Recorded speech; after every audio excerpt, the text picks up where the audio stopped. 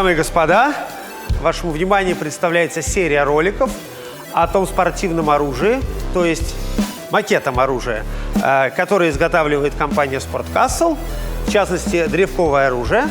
Хочу представить вам наш топорик, который называется швейцарская секира.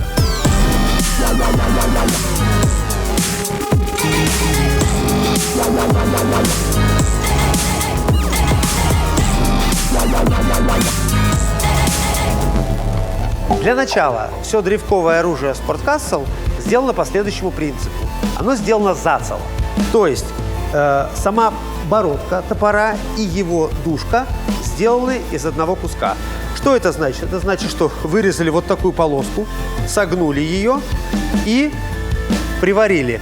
Вы скажете, для чего это нужно? Это нужно для того, чтобы когда вы будете сильно бить этим топором, соответственно, бородка никогда не отвалится от самой дужки.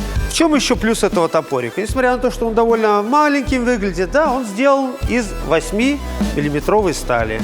Соответственно, вес этого топора почти килограмм, 980 грамм. Это довольно внушительное оружие, которым можно драться как в пятерках, там, не знаю, в десятках и в больших боях. Но, несмотря на свои маленькие размеры и его внушительный вес, он обладает некими преимуществами. Сейчас я попробую их перечислить. Преимущество первое. За счет того, что бородка выходит за границы дужки, вам будет сложнее промахнуться этим топором.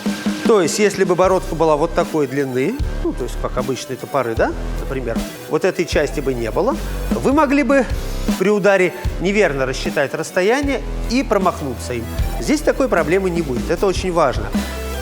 Второе очень важное свойство. Обратите внимание на дужку. Дужка в задней части шире, чем дужка в передней части. Это позволяет оружию дольше не разбалтываться на древке.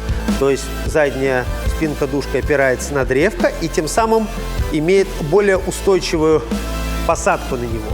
Если бы сделать дужку более широкой, это бы некрасиво смотрелось, и это было бы, мягко скажем, не очень исторично. Вот нормальный историчный вариант. Я думаю, что на этом все. Сейчас мы попробуем одеть его на древко и побить им.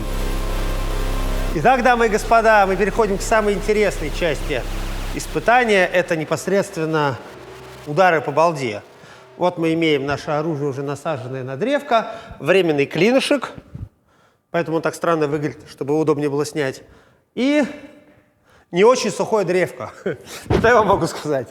На самом деле этим топориком я дрался уже довольно много, и в пятерках, и в двенашках, поэтому у меня есть уже о нем сложившееся мнение. Сейчас я попробую побить, чтобы вы посмотрели и сравнили мои выводы, может быть, со своими. Давайте сейчас попробуем.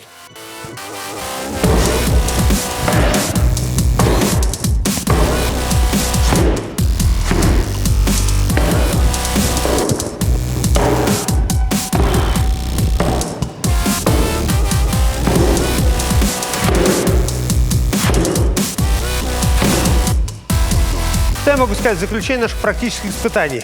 Топор очень удобен, и он не чувствуется на древке, если вы понимаете, что я говорю. Что такое не чувствуется на древке? Это значит, что вы бьете им как палкой, не прилагая никаких усилий к повороту древка, к какому-нибудь ловле траектории.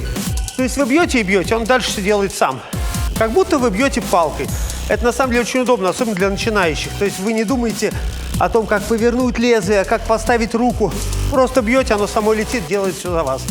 Поскольку он легкий и не цепляющийся, никаких проблем не возникает. Любой человек, даже начинающий, может легко бить этим топором, и все получится.